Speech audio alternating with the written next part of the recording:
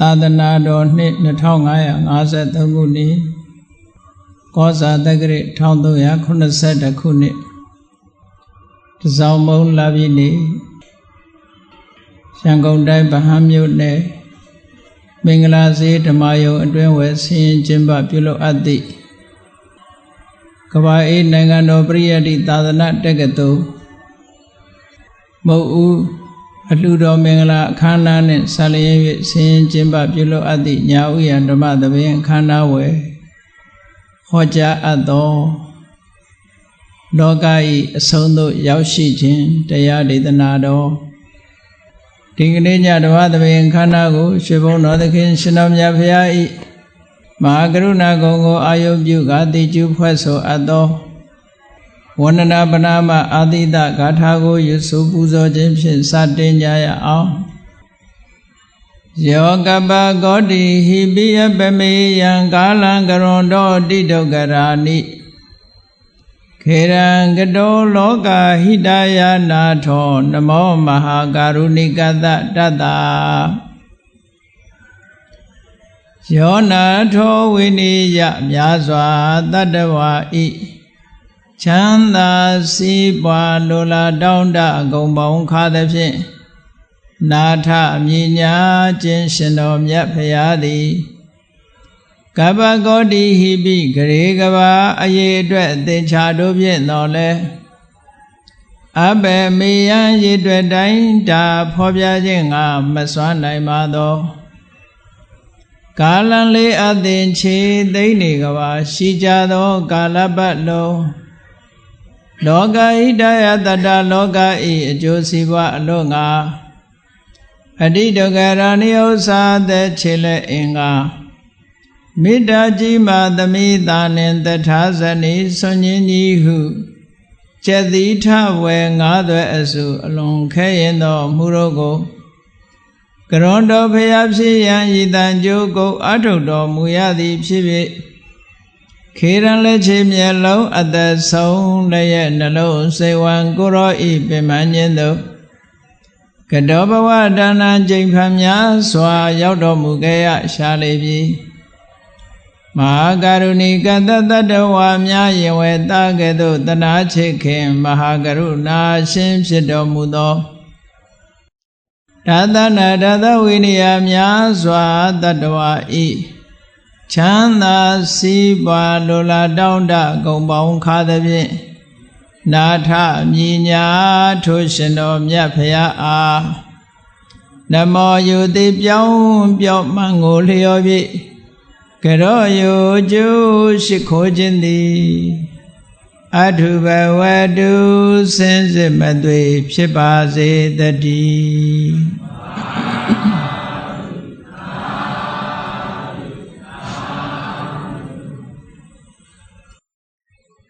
လောက၏အဆုံးသို့ရောက်ရှိခြင်းဆို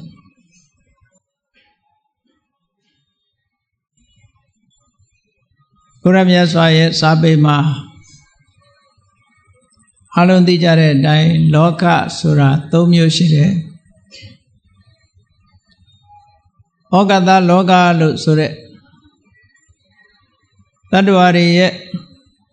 မွေးဖွားတည်ရှိပြီးနေထိုင်ရာဖြစ်တဲ့စัจ java လာတွေနဲ့ဖွဲ့စည်းထားတဲ့ယဝန်းဒေတာကြီးကတစ်ခုရှိတယ်ပေါ့နောက်တစ်ခုကတတ္တလောကတခါတရံကြတော့အဲ့ဒီဩကာသလောကထဲမှာမိတင်းပြီးတော့နေထိုင်ကြတဲ့တတ္တဝါတွေကိုရည်ညွှန်းပြီးတော့လောကလို့သုံးတာရှိတယ်အဲ့ဒီလောကကိုတော့တတ္တလောကလို့ခေါ်တယ်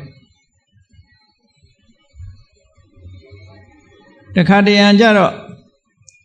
ဩကာသလောကကြီးဆိုတာလေ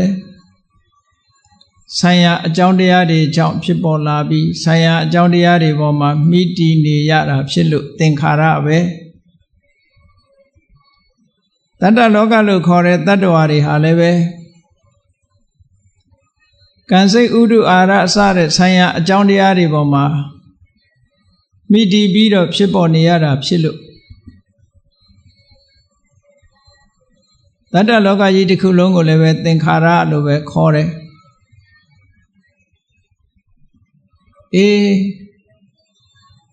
အကြောင်းတရားတွေနဲ့မှီတည်ပြီးတော့နေရတဲ့လောကအလုံးကိုခြုံငုံပြီးတော့သင်္ခါရလောကဩဃတလောကတတ္တလောကသင်္ခါရလောကလို့အဲ့လိုသုံးမျိုးရှိတယ်လောကဆိုတဲ့စကားလုံးကိုဩဃတလောကကိုရည်ညွှန်းတဲ့အခါကျတော့ the world လို့ဘာသာပြန်ကြတယ်ကဘာဆိုပြီးတော့ခေါ်ဩဃတလောကဆိုတာအမတန်မှကျယ်ဝန်းတယ်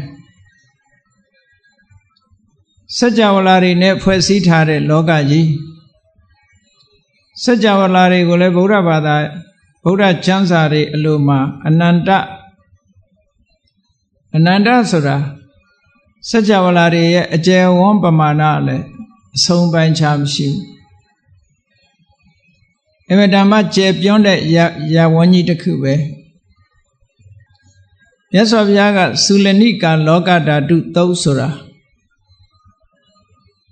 လောကဓာတုဆိုတဲ့စကားလုံးကိုသုံးပြီးတော့စัจ java လာတွေရဲ့အကြောင်းကို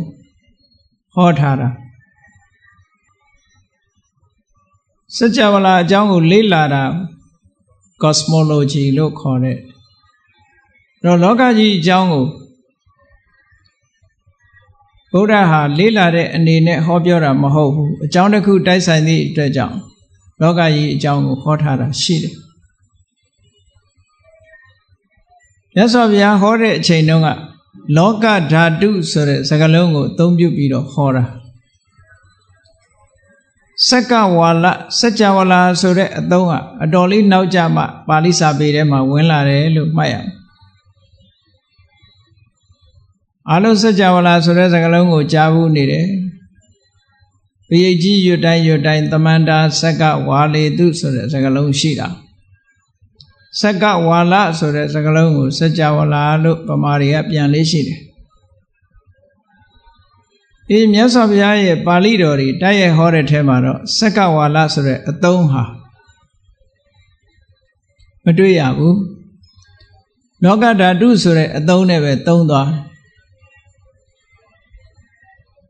ဓာတုဆိုတာသဘာဝအတိုင်းရှိနေတဲ့လောကလို့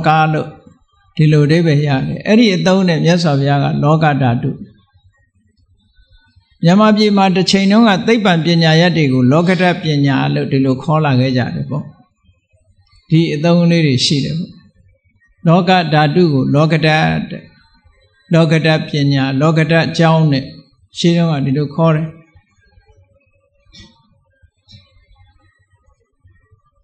လောကဓာတုနဲ့ပတ်သက်လာပြီးတော့မြတ်စွာဘုရားကသုလနိကလောကဓာတုမစ္စည်းမိကလောကဓာတုမဟာလောကဓာတုဆိုပြီးတော့လောကဓာတု၃မျိုးခွဲခြားပြီးတော့ဟောထားတာရှိBuddhist cosmology အနေနဲ့လေ့လာမယ်ဆိုလို့ရှိရင်အင်္ဂုတ္တပါဠိတော်မှာသုလနိကလောကဓာတုသုတ်ကိုဖတ်ရှုလေ့လာကြအောင်ဖြစ်ပါတယ်မြတ်စွာဘုရားကစัจ java လာအကြောင်းလောကအကြောင်းကိုဟောတယ်ဆိုတဲ့အခါမှာကိုရောတိုင်းဒိဗ္ဗစက္ခုအဘိညာဉ်ဆိုတာကိုအသုံးချပြီးတော့လောကကြီးတစ်ခုလုံးကိုဖြန့်ကျက်ပြီးတော့ထိုလောကကြီးတစ်ခုလုံးကိုအလင်းအောင်ဖြန့်ကျက်ပြီးတော့ချိရှုပြီးဟောတဲ့အမတန်စွမ်းအားထက်တဲ့သမာဓိစွမ်းအားပညာစွမ်းအားနဲ့ချိရှုပြီးတော့ဟောတာပဂရိမျက်စိနဲ့မြင်နိုင်လောက်တဲ့အတိုင်းအတာလေးကအမတန်မှနည်းပါတယ်တူတောင်းပဂရိမျက်စိနဲ့ကြည့်ဖို့ဆိုမလုံလောက်ဘူးကြည့်လေဘုန်းကြီးတို့တွေဟာကောင်းကင်နဲ့ပတ်ဝန်းကျင်ကိုကြည့်ရင်ဘယ်နေရာကပဲကြည့်ကိုဟာအလဲဘဟုမှာပဲရှိနေတာပဲအမြဲတမ်းဘာဖြစ်လို့ကိုကအလဲဘဟုမှာရောက်နေရသလဲလို့ဆိုရင်မျက်စိရဲ့မြင်ခွင့်အတိုင်းအတာကဒီလောက်ပဲရှိတာမျက်စိရဲ့မြင်နိုင်တဲ့စွမ်းအားဟာဟိုဘက်လည်းဒီလောက်ပဲဒီဘက်လည်းဒီလောက်ပဲဆိုတော့ဘ လောကကြီးကအလွန်ကျယ်တယ်ဆိုတဲ့အဓိပ္ပာယ်ကိုဖော်ဆောင်နေတာပေါ့အကယ်၍သာအကန့်အသတ်ရှိတဲ့နေရာတစ်ခုဆိုပါစို့အဆောက်အဦတစ်ခုထဲမှာကြည့်မယ်ဆိုရင်နာယနာကနေလို့ရှိရင်တစ်ဖက်ချင်းတစ်ဖက်ကျယ်ပဲဖြစ်မှာပေါ့လောကကြီးမှာတော့ကိုကတဏှာမှာရလိုက်တာနဲ့တပြိုင်နက်ကိုဟာအလဲဘိုးမှာရှိတယ်ဘယ်ဘက်ကြည့်ကြည့်အကွာအဝေးဟာတူညီနေတဲ့အဓိပ္ပာယ်ရှိနေတယ်ပေါ့ဒါလောကကြီးကဘလောက်ကျယ်တယ်ဆိုတာအနုမာနအပြင်ခံမှန်းပြီးတော့ကြည့်လို့ရတယ်သုလနိကလောကဓာတုမှာမြတ်စွာဘုရားသခင်ကိုရောမြတ်ကအသေးစားလောကဓာတ်ဆိုတာတဲ့စัจ java လာပေါင်း1000နဲ့ဖွဲ့စည်းထားတာတဲ့အဲ့ဒါလေးကိုလောကဓာတ်တစ်ခုလို့ပြောတာဒါအသေးဆုံးအကြီးဆုံးကြတော့စัจ java လာဂတိတသိန်းရှိတယ်စัจ java လာတစ်ခုမှာလူပြေတစ်ခုစัจ java လာတစ်ခုမှာရှိရမယ့်အင်္ဂါရပ်တွေကနေကိုဗဟုပြုပြီးတော့တည်ရှိနေတာဖြစ်တော့နေတစင်းလာတစင်းလူပြည်ကျွန်းကြီးလေးကျွန်းစတုမာရတာဝရိန္ဒာယာမတုတ်တိတာနေမာနရတိဆိုတဲ့နတ်ပြည်တွေစัจ java လာတစ်ခုမှာရှိရတဲ့အရာတွေကိုမြတ်စွာဘုရားကစัจ java လာတစ်ခုတစ်ခုမှာနေတစင်းလာတစင်းဒီလိုရှိတယ်စัจ java လာ1000ဆိုလို့ရှိရင်နေ1000လာ1000ရှိမှာပေါ့ဒီကနေ့ခေတ်သိပ္ပံပညာရှင်တွေကလည်းပဲသူတို့ရဲ့စွမ်းအားကြီးတဲ့မမြောင်းကြီးတွေတတ်ဆင်ထားတဲ့ဂျူရူကြီးတွေကောင်းကင်ပေါ်လွတ်တင်ပြီးတော့ကြီးတဲ့အခါမှာတာမန်လူပြေကကြီးလို့မရတဲ့နေရာတွေကိုမြင်ကြရတယ်ဆိုတာဟာအဖြေထုတ်ထားတာရှိတယ်ပေါ့ဒီနေရင်မကဘူးတခြားနေတစ်စင်းလည်းပဲရှိတယ်ဆိုတာကိုသူတို့တွေ့တယ်လို့ပြောတယ်မြတ်စွာဘုရားကြတော့မြတ်စွာဘုရားမှာပိုင်ဆိုင်တဲ့ဒိဗ္ဗစက္ခုဆိုတဲ့မှတ်မြောင်းကတော့အတိုင်းအဆမရှိအကုန်လုံးမြင်နိုင်စွမ်းရှိတာကိုမြင်နိုင်စွမ်းရှိတော့တမာတိစွမ်းအားနဲ့ကြီးကျင်တဲ့တော့ကြည့်လို့ရတဲ့နေရာအဲ့ဒီတမာတိစွမ်းအားနဲ့ကြည့်လိုက်တဲ့အခါမှာအငယ်ဆုံးလောကဓာတုလို့ဆိုတဲ့မှာစัจ java လာပေါင်း1000နဲ့ဖွဲ့စည်းထားတာတဲ့နေ1000လ1000အကြမ်းမြင်အဖြစ်ရှိတယ်လို့ဒီလိုပြောအကြီးဆုံးစัจ java လာကြတော့ဂရေတသိန်းဆိုနေဂရေတသိန်းလဂရေတသိန်းရှိမှာပေါ့အဲ့တော့နေရီလားတွေဆိုတာစัจ java လာတစ်ခုမှတစ်ခုတစ်ခုဖွဲ့စည်းထားသည့်အတွက်ကြောင့်အဲ့ဒါကိုကြည့်ပြီးစัจ java လာဟာအနန္တရှိတယ်လို့ဒီလိုပြောတာအဲ့ဒီစัจ java လာဂရေတသိန်းဆိုတာမြတ်စွာဘုရားရဲ့အလောင်းတော်ဖွားမြင်တဲ့အခါပြိဋိဘံဆန်တဲ့အခါကောင်းကြီးဩဘာပေးရမယ့်အခါမှာတိမ့်တိမ့်တုံသွားအောင်တပြိုင်နဲ့တုံလို့တဲ့လောကရန်ဘုရားနေကိုပြောတာစัจ java လာဂရေတသိန်းယရဏတုတ်ကိုဟောတဲ့အခါမှာကောတိတတသဟတေတုစက္ကဝါလေတုဒေဝတာယတနာပဋိကဏန္တိယေသဝေတာလိယပုရိဆိုစัจ java လာဂရေတသိန်းမှာရှိတဲ့နတ်တွေမြမတွေကဘုရားမြတ်စွာရဲ့တရားဓမ္မကိုနာယူကြတယ်ဘုရားမြတ်စွာကိုကြီးညိုကြသည့်အတွက်ကြောင့်မြတ်စွာဘုရားကိုလေးစားချစ်ခင်ကြတော့မြတ်စွာဘုရားရဲ့တရားဓမ္မဆိုလို့ရှိရင်ဦးစားပေးကြတယ်အာယုံစိုက်ကြတယ်ဒါကြောင့်မို့ဘုရားဟောတဲ့သုတ်တန်တွေကိုရွတ်ဖတ်တဲ့ဆယ်လို့ရှိရင်ထိုသုတ်တန်တွေရဲ့အစွမ်းတကူဟာစัจ java လာဂရေတသိန်းထီပြတ်နှံ့တယ်လို့ဒီလိုပြောတာနော်မြတ်စွာဘုရားစီတရားဟောတဲ့အခါမှာဓမ္မစัจ java တို့လို့တရားဟောတဲ့အခါလာရောက်လာတာစัจ java လာတိုက်1000ကနတ်မြမအပေါင်းရောက်ရှိပြီးတရားနာတယ်လို့ဆိုစัจ java လာ1000ကနေလာပြီးနာကြတယ်အဲ့တော့လောကဓာတ်ဆိုတာအမတ္တမကျယ်ဝန်းတယ်မြတ်စွာဘုရားနဲ့ပတ်သက်ပြီးတော့အတိုင်းအတာ3ရက် တနည်းအားဖြင့်ပြောရင်ခိတ္တဆိုတာဖီးပေါ့နေပယ်ကြီး၃ခုဇာတိခိတ္တအာနာခိတ္တဝိတယခိတ္တလို့ခေတ်၃မျိုးရှိတယ်မြတ်စွာဘုရားမွေးဖွားတဲ့အခါမှာဖွားတော်မူတဲ့အခါမှာမြင်ကလျင်တုံဟိပေးခြင်းဖြင့်ကောင်းကြီးဩဘာပေးတဲ့စัจ java လာနယ်ပယ်ကြီးတစ်ခုကိုဇာတိခေတ်လို့ခေါ်တယ်အာနာခေတ်ဆိုတာမြတ်စွာဘုရားရဲ့တရားဓမ္မတွေပြန့်နှံ့ပြီးတော့တည်ရှိတဲ့စัจ java လာဂရေတသိအဲ့ဒါဟာအာနာခေတ်ဝိတယခေတ်ဆိုတာမြတ်စွာဘုရားကအာယုံပြုတ်ပြီးတော့ကြည်လို့ရတာဒါကြတော့အတိုင်းအတာမရှိဘူးတဲ့အဲ့တော့တသိမကရှိတယ်ဆိုတဲ့အဓိပ္ပာယ်ကိုပြောတာနော်အနန္တစัจ java လာဆုံးသာမရှိဘူးဒါပြောဒီလောကကြီးဆိုတာအဆုံးမရှိဘူးတဲ့ဩကာသလောကကြီးဟာဒီလောကကြီးရဲ့အဆုံးကိုဘယ်တကုရှင်မရှောက်လန်းသွားခြင်းဖြင့်အဆုံးကိုတွေးရှိနိုင်မှာမဟုတ်ဘူးသွားလို့ရှိရင်လည်းရောက်မှာမဟုတ်ဘူးအဆုံးကိုလည်းတွေးမှာလည်းမဟုတ်သို့တော်မြတ်စွာဘုရားကဒီသုတ်တံမှာလောကရဲ့အဆုံးသို့ရောက်ရှိခြင်းလို့ဟောထားတာရှိတယ်လောကံတကူလောကရဲ့အဆုံးကိုရောက်တယ်အဲ့လိုရောက်ရှိတဲ့လောကကဘာလောကလဲဆိုတာတော့သိဖို့လိုတယ်ပေါ့သို့သောလောကလူတွေကလောကရဲ့အဆုံးကိုသွားဖို့ကြိုးစားကြတယ်အမတန်မှစွမ်းအားကြီးတဲ့တကိုးရှိတဲ့ပုဂ္ဂိုလ်တွေဟာစัจ java လာကြီးဘယ်လောက်ကျယ်သလဲဆိုတာစူးစမ်းခဲ့ကြတာနော်သိပ္ပံဆရာတွေကမှန်မြောင်းကလေးနဲ့ဒုံးမြန်ကလေးလွတ်တင်ပြီးတော့ချိုတုတွေလွတ်တင်ပြီးတော့ဒီကနေ့ခေတ်မှာစัจ java လာအကြောင်းအာဂါသအကြောင်းလေ့လာနေကြတယ်ရှင်းတော့ကသမထကျင့်စဉ်တစ်ခုကိုအောင်မြင်ပေါက်ရောက်ပြီးကဘာအနှံ့ခြေဆက်နိုင်တဲ့စွမ်းအားတွေကောင်းကင်ကနေပြီးတော့ပြန်တန်းလိုရာစခန်းကိုပြန်တန်းနိုင်တဲ့စွမ်းအားတွေရှိတဲ့တကူရှင်တွေကလည်းပဲစัจ java လာအဆုံးကဘာရဲ့အဆုံးဆိုတာကိုသူတို့လည်းပဲသိချင်ကြတာပဲစူးစမ်းခဲ့ကြတယ်အဲ့ဒီစူးစမ်းခဲ့တယ်ဆိုတာအင်္ဂုတ္တရနိကေမှာရောဟိတတသုတ်ဆိုတာရှိတယ်ပေါ့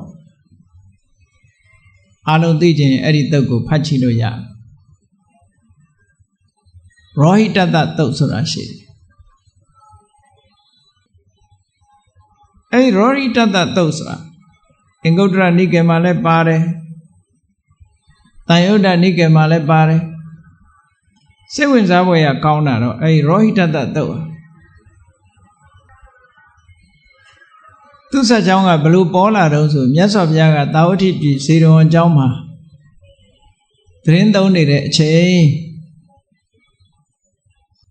နတ်တွေကမြတ်စွာဘုရားစီလာလို့ရှင်သကောင်ကြော်မှလာလေးရှိတယ်။ဘာဖြစ်လို့တော့ဆိုလူတွေအလုံးအိတ်တဲ့အချိန်သကောင်ကြော်သွားပြီဆိုလို့ရှင်လူတွေကအလုံးအိတ်မောကျသွားဟိုးအထက်နတ်တွေက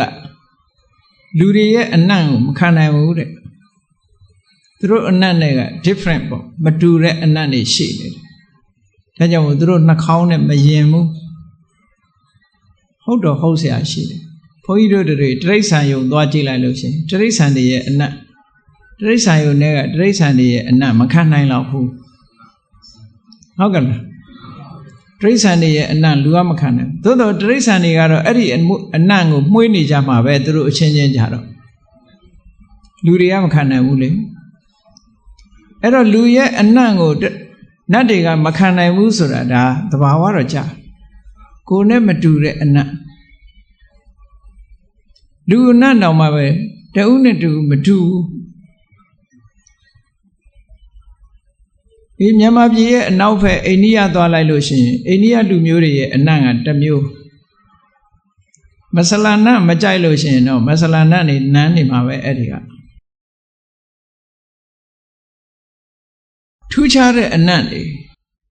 ဘို့ရှိဘက်သွားလို့ရှိရင်အညီအဟောက်တွေအစားများလို့ငါးစိမ့်အညီအနတ်တွေဂျပန်နိုင်ငံတို့ဘာလို့ကြတော့ရှိနေမှာအဲ့လိုထူးခြားတဲ့တဦးနဲ့တူမတူညီတဲ့အနတ်တွေကိုယ်နဲ့အတွေ့အကြုံကိုယ်နှာခေါင်းနဲ့မရင်တဲ့အနတ်တွေကလောကကြီးမှာရှိအဲ့တော့နတ်တွေကနေ့လယ်အချိန်ဆိုရင်လူတွေကလှုပ်ရှားသွားလာနေတော့လူတွေကိုတိုက်ခတ်ပြီးတော့လွင့်ပြန်တက်လာတဲ့အနတ်တွေကပိုဆိုးတယ်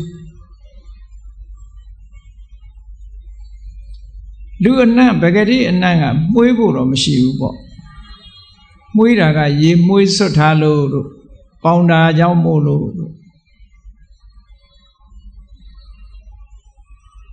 အာဂန္တုကလို့ခေါ်တယ်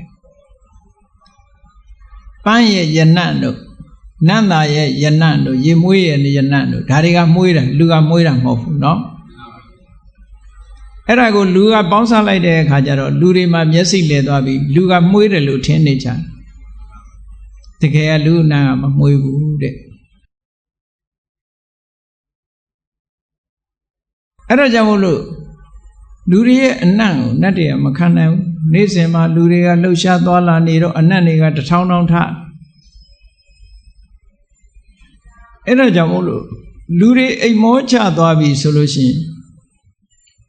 အနတ်တွေလည်းယောပါသွားမှာပဲအတ္တမလန်တွေလည်းယောပါသွားမှာလှုပ်ရှားပြီးတော့မနေသည့်အတွက်ကြောင့်လေတွေကတိုက်ခတ်ပြီးတော့လူအနတ်တွေအပေါ်မှာတက်လာမှာမဟုတ်ဘူးတဲ့ဒါကြောင့်မို့နတ်ပြည်ကနတ်တွေဟာအင်မတန်မှလာခြင်းတို့လာရင်တောင်မှပဲအဘိက္ကန္တာယရတ္တိယညင်ဥယံကိုကျော်လွန်ပြီးတော့သကောင်ပိုင်းရောက်တဲ့အခါကျမှလူပြည်ကိုလာကြတယ်တဲ့လူပြည်ကိုလာတဲ့အခါမှာလည်းပဲနတ်တွေဆိုတာသူတို့ကထိုင်တော့မယ်ဆိုရင်သူတို့ထိုင်เสียခုံကြီးကသူတို့ရဲ့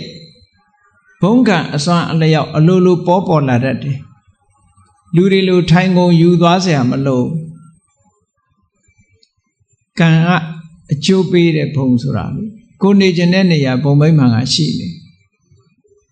ကိုသွားတဲ့လမ်းဟာရွှေလန်းကိုလမ်းခင်းထားတာကိုထိုင်ခြင်းတဲ့နေရာဟာထိုင်เสียကအလိုလျောက်ဖြစ်လာ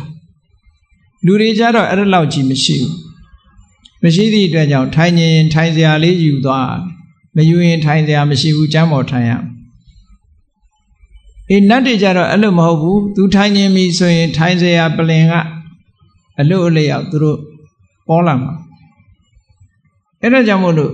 လူပြည်လာတဲ့အခါမြတ်စွာဘုရားစီတရားဓမ္မသိခြင်းလို့တရားနာခြင်းလို့သူတို့ယင်နဲ့မရှင်းတာတွေမေးခြင်းလို့လာတဲ့အခါမှာထိုင်လေးမရှိကြဘူးတဲ့ထိုင်မယ်ဆိုလို့ရှိရင်သူတို့ပလင်ကြီးပေါ်လာမှာမို့မြတ်စွာဘုရားကိုအဂါရဝမလေးစားရရောက်မှာဆိုလို့မထိုင်တာလို့ဒါကအကြောင်းတစ်ခုပေါ့နော်ဒါလည်းယုတ်တိရှိတဲ့အကြောင်းတစ်ခုပဲနောက်အကြောင်းတစ်ခုကတော့ဘာကြောင့်မထိုင်ကြတာတုံးဆိုလူပြည်လာရင်နတ်ကနှာခေါင်းပိတ်လာရတာဆိုမြန်မြန်ပြန်ကျင်တယ်ပေါ့အသက်အောင်ပြီးတော့လူတွေရဲ့အနံ့တွေမခံနိုင်ဘူးမြန်မြန်ပြန်ကျင်တယ်မြန်မြန်ပြန်လို့ရတဲ့ဣရိယာပုကမတ္တယထာပို့ပြီးမြန်မြန်ပြန်လို့ရတယ်ပေါ့ထိုင်နေလို့ရှိရင်ဟုတ်လားထိုင်ရအောင်မယ်ထိုင်ပြီးတော့ထားရအောင်မယ်ဆိုတော့နှိကွေးတယ်ပေါ့အဲ့တော့မတ္တယပြီးနေလိုက်လို့ရှိရင်ပြန်ကျင်လည်းထပြန်သွားလို့လွယ်တာပေါ့သို့တော့နတ်ကတော့လမ်းလျှောက်ပြန်တာတော့မဟုတ်ဘူးဘွားကနေပေါ်လာပြီးပြုတ်ခနဲ့ပျောက်သွားတာသူတို့တဏှာနဲ့တဏှာရွှေ့တဲ့အချိန်ပိုင်းလေးကအလွန်ပဲလင့်မြန်တယ်ခွေးထားတဲ့လက်ကိုဆန့်လိုက်တယ်လို့ပဲဒီနေရာပျောက်ပြီးဟိုနေရာရောက်သွားတာဖြည်းဖြည်းချင်းသွားနေရတာမျိုးမဟုတ်ဘူးပေါ့နော်အေးမြန်မြန်ပြန်ဖို့အတွက်မတ္တရလေးရှိတယ်တနေ့ကျတော့အဲ့ဒီမြတ်စွာဘုရားစီမှာနတ်သားတယောက်ရောက်လာတယ်သူ့နာမည်ကရောဟိတတလို့သူကရှောက်တယ်ရောက်လာပြီးတော့သူကမေးခွန်းတစ်ခုမေးတယ်သူမေးတဲ့မေးခွန်းကဘာတော့ဆိုအရှင်ဘုရားတဲ့ လောကကြီးမှာမွေးလည်းမမွေးဘူးအိုလည်းမအိုရဘူးနာလည်းမနာရဘူးသေလည်းမသေရဘူးတဘဝကနေတဘဝကူးပြောင်းတာလည်းမရှိဘူးအဲ့ဒီလောကကြီးကိုတွေ့ဖို့ကြုံဖို့ရောက်ရှိဖို့အတွက်သွားလို့ရနိုင်သလားဒီမေကုန်းမေးတာဒီမေကုန်းကကျန်တဲ့ပုဂ္ဂိုလ်တွေမေးပြစ်ချင်မှမေးပြစ်မယ်ဒီမေကုန်းကနော်အဲ့ဒီလောကမျိုးကိုရောက်နိုင်သိနိုင်တွေ့နိုင်သလားတဲ့အဲ့ဒီရောလောကရောက်သွားလို့ရှိရင်ဝေးရတာလည်းမရှိဘူးအိုရတာလည်းမရှိဘူးနားရတာလည်းမရှိဘူးသေရတာလည်းမရှိဘူးတဘဝကနေတဘဝကူးပြောင်းတာလည်းမရှိဘူးသာဝရတည်ငြိမ်နေတဲ့လောကကြီးကိုတပည့်တော်တို့သွားလို့ရမလားတဲ့လောကရဲ့အဆုံးကိုတွေ့နိုင်သလားဘုန်းကြီးတို့တွေကြုံတွေ့နေတဲ့လောကကတော့မွေးလဲမွေးတယ်အိုလဲအိုတယ်နားလဲနားတယ်သိလဲသိတယ်တဘဝကနေတဘဝသွားတာဘယ်တတဘဝမှမြဲနေတာမရှိဘူးเนาะလူတွေကတတိမထားကြလို့ကိုယ်နဲ့နီးမှသာတတိထားတတ်တာကိုမနီးရင်တတိမထားဘူးတခြားနေရာကိုမကြည့်နဲ့ရန်ကုန်မြို့တစ်မြို့လုံးကိုခြုံကြည့်လိုက်နေ့စဉ်နဲ့အမျှသေဆုံးနေကြတာရှိတယ်လို့နေ့စဉ်နဲ့အမျှမွေးဖွားနေတာမရှိဘူးလားရှိတယ်တကဘာလုံးကိုခြုံပြီးတော့ကြည့်မယ်ဆိုလို့ရှိရင်လူတွေကတန်းချီပြီးတော့သေပြီးတော့တန်းချီပြီးမွေးနေတာပဲမဟုတ်လားအဲ့တော့ပြောင်းရွှေ့နေကြတာပြောင်းရွှေ့နေကြတာလွန်ခဲ့တဲ့နှစ်တရာကျော်ကရန်ကုန်သူရန်ကုန်သားတွေဒီကနေ့တယောက်မှမရှိဘူးဒီကနေ့ရှိနေတဲ့ရန်ကုန်သူရန်ကုန်သားတွေနောက်နှစ်တရာကျော်200ဟိုဘက်ဘယ်သူမှရှိမှာမဟုတ်ဘူးအဲ့ဒါလို့လောကကြီးဟာအမြဲတမ်းထာဝရရွေးရှားပြီးတော့ဝေဖွာခြင်းအိုမင်းရင်ရောခြင်းသေဆုံးခြင်းတဘွားကနေတဘွားကူးပြောင်းသွားလာခြင်းဆိုတဲ့အနေထားနဲ့နေနေတဲ့လောကကြီးဒီလောကကြီးရဲ့အဆုံးဟိုဘက်မှာရောက်သွားမယ်ဆိုလို့ရှိရင်တော့ဒါမျိုးရှိမှာမဟုတ်ဘူးလို့သူတွေးတယ်ပေါ့နော်ဒီလောကကြီးထဲမှာရှိတဲ့တတ္တဝါတွေကတော့ဒီတိုင်းပဲရှိတယ်ဒီလောကကြီးရဲ့အဆုံးရောက်သွားရင်တော့ဒါမျိုးရှိမှာမဟုတ်ဘူးမွေးဖွားတာလည်းရှိမှာမဟုတ်ဘူးအိုရာသေးတာလည်းရှိမှာမဟုတ်ဘူးတဘွားအနေတဘွားကူးပြောင်းတယ်ဆိုတာတွေလည်းရှိမှာမဟုတ်ဘူးလို့အဲ့ဒီလောကကြီးကို तू ရှာတွေ့ခြင်းနဲ့ရှိနိုင်မလားရှောက်တော့မြတ်စွာဘုရားအဖြေတယ်မရှိနိုင်ဘူးအဲ့လောကမရောက်နိုင်ဘူးတဲ့အဲ့ဒီလောကကိုမတွေ့နိုင်ဘူးလို့ပြောရှောက်လန်းသွားခြင်းဖြင့်တော့မရောက်နိုင်ဘူးတဲ့မြတ်စွာဘုရားအဲ့ဒီလိုလောကရဲ့အဆုံးကိုသိနိုင်ဖို့ရောက်နိုင်ဖို့မြင်နိုင်ဖို့ဆိုတာမဖြစ်နိုင်ဘူးလို့မြတ်စွာဘုရားဖြေတော့အဲ့ဒီနတ်သားကသူကလျှောက်တယ်အရှင်ဘုရားအံ့ဩစရာကောင်းလိုက်တာဘုရားတဲ့အရှင်ဘုရားဖြေတဲ့အမှန်ကလုံးဝမှန်တယ်လုံးဝမှန်တယ်တဲ့တပည့်တော်ကိုတွေ့ပါတဲ့အဲ့ဒီလိုလောကမျိုးသွားလို့မရောက်ဘူးဆိုတာတပည့်တော်ကိုတွေ့ပဲတဲ့တစ်ချိန်တုန်းကတပည့်တော်တကိုးရှင်ယသိတူဖြစ်ခဲ့ဘူးတဲ့ပေါ့သူကသူ့ဆက်ချောင်းပြန်လျှောက်တာတကိုးရှင်ယသိကြီးတူတပည့်တော်ဖြစ်ခဲ့တယ်ကောင်းကင်ခရီးကနေပြီးတပည့်တော်သွားနိုင်တယ်တပည့်တော်ရဲ့လင်းမြန်တဲ့နှုံးကခုခေတ်စကားနဲ့ပြောမယ်ဆိုရင်အလင်းတန်းရဲ့လင်းမြန်တဲ့နှုံးနဲ့သွားမှာပေါ့အလင်းဆိုတာအလွန်မြန်နဲ့မော်လာသွားတာအလင်းရောင်သွားတဲ့နှုံးနဲ့သူပြောတဲ့ဥပမာကတော့ဗာနဲ့ပြောတော့ဆိုရင်အမတန်ပေါ့တဲ့မြားကလေးလေးနဲ့တက်ပြီးတော့အဲ့ဒီမြားကိုပြစ်လိုက်တဲ့အခါမှာထပင်ဆိုတာဘလောက်ပဲရှိမလို့ထပင်ရဲ့အတုပ်ဟာရှိလာလို့ရှိရင်8လက်မတပေ12လက်မဒီလောက်ပဲရှိမှာပေါ့နော်အဲ့ဒီမြားနဲ့ပြစ်လိုက်လို့မြားက ထပင်လုံးနာကနေကပ်ပြီးတော့ဖြတ်သွားတဲ့အချိန်လေးဟာတစ်စက္ကန့်ပဲဘိုင်းလောက်ပဲရှိမှာပဲပေါ့ဟုတ်ကဲ့လားဆိုလိုတာကသူဥပမာပေးထားတာတော့သူ့ရဲ့လျင်မြန်တဲ့နှုံသားဟာအမတန်ပေါ့တဲ့မြားလေးကိုအရှိန်အောင်နဲ့ပြစ်လိုက်တဲ့အခါမှာအဲ့ဒီမြားလေးဟာရှစ်လက်မအတိုင်းတာလေးတစ်ခုဖြတ်ကျော်တဲ့အချိန်ပိုင်းလေးလို့ဆိုအလွန်တိုတဲ့အချိန်ပိုင်းလေးကိုပြောတာပဲအလွန်တိုတဲ့အချိန်ပိုင်းလေးထပင်ကိုဖြတ်တဲ့အချိန်လေးဟာအမှန်တူတူလေးပဲဖြစ်မှာပေါ့အဲ့ဒါလောက်ထိအောင်သူကလျင်မြန်တယ်တဲ့စัจ java လာတစ်ခုကိုအဲ့ဒီလိုနှုံးတဲ့သူဟာစัจ java လာတွေဆုံးအောင်သွားကြည့်တယ်ပေါ့ပြီးတော့သူကခန္ဓာကိုယ်နဲ့ရှောက်လန်းပြီးတော့သွားတာဖြစ်တော့သူ့ရဲ့ခြေလှမ်းကြီးကလည်းဘလောက်ကျဲတယ်လဲလို့ဆိုလို့ရှိရင်အရှိသမုဒ္ဒရာကအနောက်သမုဒ္ဒရာလောက်မှာသူကခြေလှမ်းတစ်လှမ်းပဲမြန်တဲ့နှုံးကလည်းအလွန်မြန်တယ်ခြေလှမ်းကလည်းအမတန်ကျဲတယ်အဲ့ဒီနှုံးနဲ့သူစัจ java လာရဲ့အဆုံးလောကကြီးရဲ့အဆုံးကိုသိကျင်တာနဲ့သူတက်တန်းတရားရှိတဲ့အချိန်ပိုင်းမှာအစာအာဟာရစားတဲ့အချိန်လေးခိတ္တနားတယ်နောက်ဖေးသွားတဲ့အချိန်လေးခိတ္တနားတယ်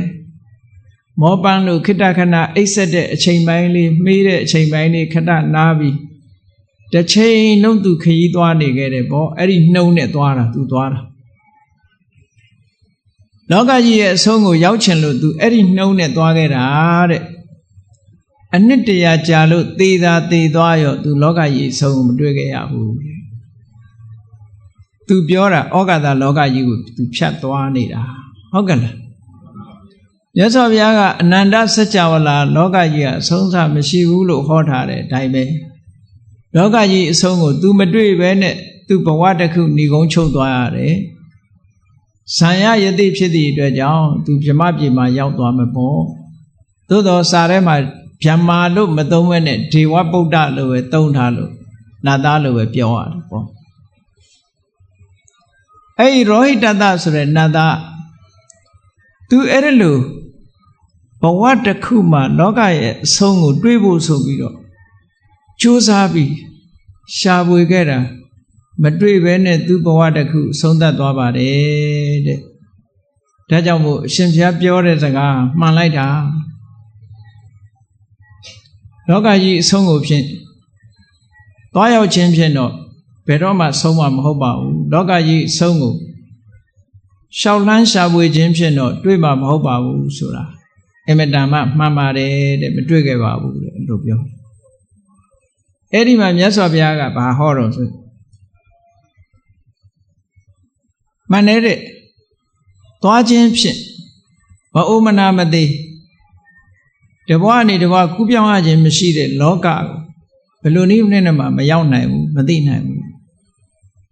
ဆိုပြီးမြတ်စွာဘုရားကဘာထပ်ပြောလိုက်တုံးဆိုဒါလေးက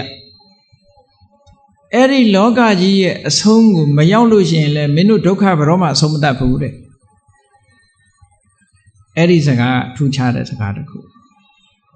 လောကကြီးရဲ့အဆုံးကိုမရောက်ဘူးဆိုရင်လည်းမင်းတို့ဒုက္ခဘယ်တော့မှမငြိမ်းဘူးတဲ့ဒုက္ခရဲ့အဆုံးကိုဘယ်တော့မှတွေ့မှာမဟုတ်ဘူးလောကကြီးအဆုံးကိုရောက်မှသာလျှင်ဒုက္ခအလုံးကလွတ်မြောက်မှာဖြစ်တယ်ဒီနေရာမှာမြတ်စွာဘုရားကအကျိုးမရှိတဲ့စัจ java လာဩဃာတလောကကြီးကိုရှာဝေစူးစမ်းနေခြင်းဖြင့်အချိန်ဖြုံးနေတဲ့နတ်သားအကျိုးမရှိတာဟုတ်အကျိုးရှိတဲ့နိလန်းနဲ့မြတ်စွာဘုရားတဲ့ပေးလိုက်တာသဘောအားအဲ့ဒီနတ်သားကဘုရားကိုရှောက်နေတာကဩဃာတလောကကမ္ဘာလောကကြီးအမတန်မှကျေပြောလာတဲ့တတ္တဝါတွေရဲ့ဖြစ်ရမွေးရတည်ရှိနေရလောကကြီးရဲ့အဆုံးကိုသူကရှာတာဘယ်လောကကြီးရဲ့အဆုံးကိုရှာမရောက်နိုင်ဘူးလို့အဲ့ဒီဩဃာတလောကကြီးအဆုံးကိုရှာလို့မရောက်ဘူးမြတ်စွာဘုရားကဩဃာတလောကကိုမရည်ညွှန်းမဲနဲ့သင်္ခါရလောကကိုရည်ညွှန်းပြီးတော့အဲ့ဒီလောကရဲ့အဆုံးကိုမရောက်လို့ရှိရင်လည်းမင်းဒုက္ခအဆုံးမတတ်ဘူးတဲ့ဒုက္ခဆိုတာဘာတော့ဒ ပြန်လီမွေးဖွားခြင်းအိုခြင်းနာခြင်းသေခြင်းဆိုတဲ့ဒီဆင်းရဲဒုက္ခတွေမင်းဘယ်တော့မှအဆုံးသတ်မှာမဟုတ်ဘူးဘုန်းကြီးတို့တွေမဆုံးနိုင်တဲ့ဒုက္ခဆိုတာဘာလို့ဆိုရင်ကြည်ဇာတိပိဒုက္ခစရာပိဒုက္ခဗျာတိပိဒုက္ခမရဏံပိဒုက္ခဒါတွေပဲမဟုတ်လားမဆုံးနိုင်တဲ့ဒုက္ခလောကလူသားတွေမဆုံးနိုင်တဲ့ဒုက္ခဘာဖြစ်လို့တော့ဆိုရင်မွေးလာပြီးရင်အိုမယ်နာမယ်သိမယ်သိပြီးရင်မွေးပြန်အောင်မယ်မွေးလို့ရှိရင်အိုမယ်နာအောင်မယ်သိအောင်မယ်ဩမွေးလိုက်အိုလိုက်နာလိုက်သိလိုက်မွေးလိုက်အိုလိုက်နာလိုက်သိလိုက်ဆိုတဲ့ဒီတန်တရားဆက်ကြီးတဲ့ကနေပြီးတော့ဘယ်တော့မှမပြီးဆုံးနိုင်တဲ့အရာကြီးဖြစ်ပြီးတော့ဒီထဲမှာပဲတဝဲလဲလဲရှိနေမွေးထားတဲ့အချိန်ပိုင်းမှာလဲသက်သာလားဆိုမသက်သာဘူးဣယေဟိဝေပြောကောဒုက္ခကိုလိုချင်တာတွေကိုနှစ်သက်တာတွေကိုမြတ်နိုးတာနဲ့ခွဲရတယ်အပိယေဟိတံပြောကောဒုက္ခကိုမတွေ့ချင်တာတွေနဲ့တွေ့ရမယ်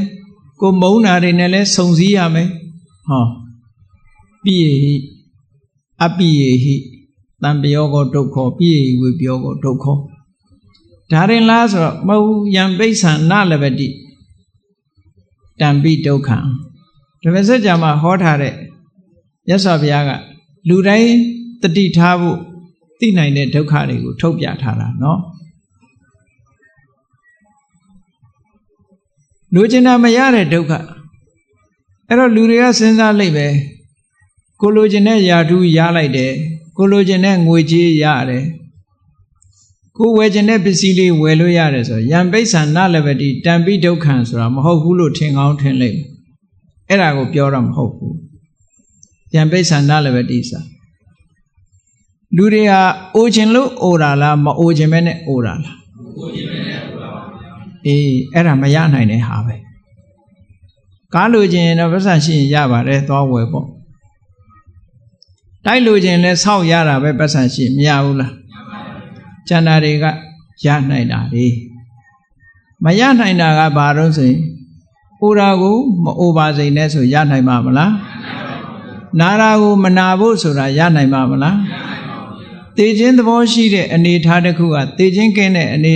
ထားတစ်ခုကိုရဖို့ဆိုတာကိုလိုချင်ရနိုင်မှာမလားရနိုင်ဘူးတဲ့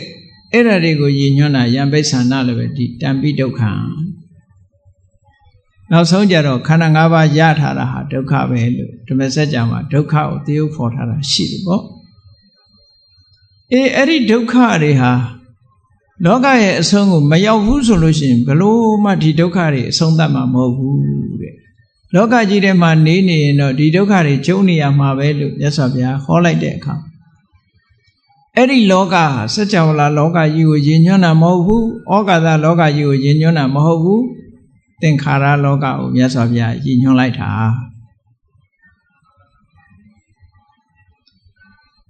ခုနတုန်းကရောဟိတတဆိုတဲ့နတ်သားကလာပြီးတော့ရှောက်နေတာဩကာသလောကကြီးအကြောင်းကိုလာရှောက်နေတာမြတ်စွာဘုရားကဖြေပြီးတော့ပြောလိုက်တဲ့စကားကသင်္ခါရလောကကိုပြောတာဘာဖြစ်လို့မြတ်စွာဘုရားကမေးတာကဩကာသလောကဖြေတာကသင်္ခါရလောကနဲ့ဖြေလိုက်ရတော့လို့ဆိုဩကာသလောကနဲ့ပတ်သက်တဲ့မေးခွန်းကဘာမှအကျိုးမရှိဘူး location ဆိုတာသူ့ဟာသူ location ပဲရှိနေမှာပဲဟုတ်ကဲ့လားဒါနဲ့ပတ်သက်တဲ့ဟာကဘာမှအကျိုးမရှိဘူးတန်တရားဝကလွတ်ဖို့အတွက်ဘာမှအကျိုးမပြုဘူးမြတ်သောအချင်းချင်းမှုအတွက်ဘာမှအကျိုးမပြုဘူးဒုက္ခတွေဆုံးသတ်ဖို့အတွက်ဘာမှအကျိုးမပြုဘူးဒါကြောင့်မို့အကျိုးမရှိတာကိုမြတ်စွာဘုရားဘယ်တော့မှမလုပ်ဘူးတန်ဖိုးရှိတဲ့အချိန်တစ်ခုမှာအကျိုးမရှိတာနဲ့အချိန်မဖြုံးဘူးတဲ့ဘုန်းကြီးတို့တွေကြတော့အကျိုးမရှိတာတွေနဲ့လည်းအချိန်ဖြုံးတတ်ကြတယ်ရှိလေတန်တရားအစမသိနိုင်ပါဘူးဆိုပြီးတော့သိကျင်လို့လိုက်ရှာနေတာမျိုးရှာတွေ့တော့ကောဘာလုပ်မှာတော့ဘာမှလုပ်လို့ရမှာလည်းမဟုတ်ဟုတ်ကဲ့လားရှာရောတွေ့ဦးမှာလားဆိုမတွေ့ဘူးခုနရောဟိတတတန်တရားလောကကြီးရဲ့အဆုံးကိုသူလိုက်ရှာတာလေ အကယ်၍တရားဓမ္မအဲ့ဒီအချိန်မှာတရားဓမ္မတွေကျင့်လိုက်မယ်ဆိုလို့ရှိရင်ဒုက္ခဆုံးသတ်သွားအောင်မယ်လောကကြီးကိုအဆုံးကိုရှာရင်နဲ့သေးတာသွားအောင်ရှာတွေ့တော့ပြီးရောသူလုပ်တဲ့ဟာအကျိုးတစ်ခုဘာမှမရှိဘူးအဲ့ဒါလို့အကျိုးမရှိတဲ့အလုပ်ကိုမြတ်စွာဘုရားမလုပ်ရအောင်သင်္ခါရလောကကိုရည်ညွှန်းပြီးမြတ်စွာဘုရားကဖြေလိုက်တာဖြေပြီးတော့နောက်ဆက်တွဲပြောတဲ့စကားကအမတန်မှအဓိပ္ပာယ်ရှိတယ်နသအပ္ပတ္တဝလောကန္တံဒုက္ခတန္တံဂရိတလောကရဲ့အဆုံးကိုမတွေ့ဘူးမရောက်ဘူးဆိုလို့ရှိရင်ဒုက္ခရဲ့အဆုံးလည်းမရောက်နိုင်ဘူးဒုက္ခအဆုံးမသတ်နိုင်ဘူးလို့အဲ့လိုဟောပြီးတော့မြတ်စွာဘုရားကသူဆိုလိုတဲ့လောကထပ်ရှင်းပြတယ်ငါပြောခြင်းတဲ့လောကတခြားမဟုတ်ဘူးအပိစာဟံရောဟိတတငါပြောခြင်းတဲ့ရောဟိတတငါပြောခြင်းတဲ့လောကဆိုတာဣမတ္တမေယေဝကလိဝရေတတေညာမိသမနကေဘုန်းကြီးတို့တွေရှိနေတဲ့လောကတစ်ခုပြောမလို့ကလိဝရဆိုတာဘုန်းကြီးတို့တွေတဏ္ဍာမှာရှိဗျာမမတ္တိကလိဝရေလူရဲ့အရာအမောင်းဟာတလံပဲရှိတယ်တလံဆိုတာတော့ကိုယ်အလံနဲ့ကိုပေါ့လူကူလေးကလည်းသူ့အလံလေးနဲ့သူတော့တလံပဲဟုတ်ကဲ့လားလူတော်ကြီးကလည်းသူ့အလံလေးနဲ့သူတော့တလံပဲတလံဆိုတာလက်နှစ်ဖက်ကိုဟိုဘက်ဆန်တန်းလက်မောင်းနှစ်ဖက်ကိုညာဘက်ဘယ်ဘက်ကိုဆန့်တန်းလိုက်တဲ့အခါမှာရရှိလာတဲ့အတိုင်းအတာတစ်ခုတလံလို့ခေါ်တာလူအရက်မောင်းကလည်းဒီတိုင်းပဲထွက်လာအထုကိုပုံပန်းမကြလို့လက်ကြီးကတိုးနေရင်တော့မပြောတတ်ဘူးပေါ့ပုံမှန်လက်ဆိုလို့ရှိရင်ဆန့်တန်းလိုက်အဲ့ဒီဆန့်တန်းလိုက်တဲ့အတိုင်းအတာကိုကိုယ့်အရက်ကိုတိုင်းကြည့်လိုက်အံကြဖြစ်ရမယ်ဗျာမမတ္တတလံအတိုင်းရှိတဲ့ခန္ဓာကိုယ်ဧရိယာလေးတစ်ခုကိုကန့်သတ်ပြီးတော့ပြတာလောကငါဆိုခြင်းနဲ့လောကဆိုတာဟောဒီတလံအတိုင်းအတာရှိတဲ့လူခန္ဓာကိုယ်ကြီးဟုတ်ကဲ့လားအဲ့ဒီလူခန္ဓာကိုယ်ကြီးဟာတတ်တင်ညာမိသမနကေမှတ်သိတဲ့သဘာဝတရားတွေရှိတယ်စိတ်တွေရှိတယ်ဆိုလိုတာကနံတရားတွေရှိတယ်အမှတ်တင်ညာတွေရှိတယ်အမှတ်တင်ညာတို့အသိစိတ်တွေရှိတဲ့ဟောဒီတဏ္ဍာလောက်ရှိတဲ့ခန္ဓာကိုယ်လေးမှာပဲငါကလောကရဲ့အကြောင်းကိုလည်းငါပြောမယ်တဲ့လောကဖြစ်ပေါ်ခြင်းရဲ့အကြောင်းတရားဟာလည်းဒီထဲမှာပဲရှိတယ်လောကရဲ့ချုပ်ငြိမ်းရာဆိုတာလည်းဒီထဲမှာပဲရှိတယ်လောကချုပ်ငြိမ်းဖို့အကျင့်ကောင်းဆိုတာလည်းဒီထဲမှာပဲရှိတယ်ဟောဒါအဲ့ဒီရောဟိတတနတ်သားကိုဗြဟ္မာကိုမြတ်စွာဘုရားကသင်္ခါရလောကနဲ့ပတ်သက်ပြီးခေါ်လိုက်တဲ့တရားတစ်ခုပဲဒါလောကရဲ့အဆုံးသို့ရောက်ရှိခြင်းဆိုတာဒီလောကကိုပြောတာမြတ်စွာဘုရားသတ်မှတ်ဖော်ပြတဲ့လောကသည်တလံအတွင်းမှာပဲရှိတယ်လူခန္ဓာကိုယ်ထဲမှာပဲရှိတယ်ဆိုလိုတာကလောကဆိုတာဒီထဲမှာရှိတယ်လောကဖြစ်ကြောင်းတရားဆိုတာလည်းဒီထဲမှာရှိတယ်တခြားသွားမရှာနဲ့လောကនិရောဓလောကချုပ်ငြိမ်းရာနိဗ္ဗာန်ဆိုတာလည်းဒီမှာပဲရှိတယ်လောကនិရောဓဂာမိနိပฏิပဒါလောကရဲ့ချုပ်ငြိမ်းရာအကျင့်ကောင်းဆိုတာလည်းဒီထဲမှာပဲရှိတယ်တခြားသွားမရှာနဲ့ဒီသုတ်တန်လေးကိုးကားပြီးတော့ဘုန်းကြီးတို့1989ခုနှစ်ကသီရိလင်္ကာမှာနေတယ်သီရိလင်္ကာမှာနေတော့ကိုလံဘိုမြားနာမြို့နာကမြို့နယ်လေးတစ်ခုနုခေခိုရလို့ခေါ်တယ်ရန်ကုန်လိုပဲပေါ့ကိုလံဘိုမြို့ကြီးကအကြီးကြီးမြို့နယ်ပေါင်းများစွာဖွဲ့စည်းထားတာကိုလံဘိုဆိုတာမြို့နယ်ပေါင်းများစွာဖွဲ့စည်းထားတာတခုစီလိုက်ကြည့်လိုက်ရင်ကိုလံဘိုပဲဆိုတာမရှိတော့ဘူးမြို့နယ်လေးတွေပဲရှိတယ်ရန်ကုန်ဆိုတာရောရှိရလားဘုနာသွားလိုက်လေဒါကကမာရွတ်မြို့နယ်ဟိုကတာမွေမြို့နယ်ဗဟန်းမြို့နယ်ဒါပဲရှိတာပဲမဟုတ်လားအဲ့ဒီတာမွေတို့ဗဟန်းတို့ကမာရွတ်တို့ဒါတွေအကုန်လုံးပေါင်းလိုက်တဲ့အခါမှာရန်ကုန်လို့ခေါ်တယ်မဟုတ်လားအဲ့ဒီအတိုင်းပဲ ကိုလံဘိုဆိုတာမြို့နယ်တွေအများကြီးပေါင်းပြီးတော့ဖွဲ့စည်းထားတာအဲ့ဒီမြို့နယ်တွေတဲကတစ်ခုနုခေဂောရလို့ခေါ်တယ်အဲ့ဒီနုခေဂောရမြို့မှာမဟာစီဆရာတော်တို့ရဲ့တပည့်မမဟာစီဆရာတော်တို့စီမှာကမ္မထမ်းထိုင်သွားတယ်အမျိုးသမီးကြီးကပစ္စည်းဥစ္စာလည်းချမ်းသာတယ်သူ့အိမ်ဝင်းခြံကြီးကလည်းကျဲတယ်အဲ့ဒီအိမ်ခြံထဲမှာသူကကမ္မထမ်းရိပ်သာလေးတစ်ခုဖွင့်ထားတယ်သူ့အတိုင်းဝိုင်းကသူ့နားမှာတော်တော်လေးများတယ်သူ့တပည့်တွေမျိုးသားတွေရောမျိုးသမီးတွေရောလူ90လောက်ရှိတယ်သူ့နာမည်ကရူပစိန်ဟလို့ခေါ်တယ်ရူပစိန်ဟဘုန်းကြီးတို့အဲ့ဒီရောက်တော့ဆက်သွယ်ပြီးတော့ရှင်ဘုရားတဲ့ကမ္မထမ်းပြတတ်သလားတဲ့အေးပြတာပေါ့လို့ကမ္မထမ်းပြတတ်လို့ရှိရင်တဲ့ဒီနှစ်တဝါတွင်သူ့ရိပ်သာမှာလာပြီးသတင်းသုံးပြီးတော့ကမ္မထမ်းပြပါလို့ဘုန်းကြီးတို့ပင့်သွားတာ ਨੇ အဲ့ဒီမှာသွားပြီးတော့ကမ္မထမ်းသွားပြတဝါဆိုပြီးတော့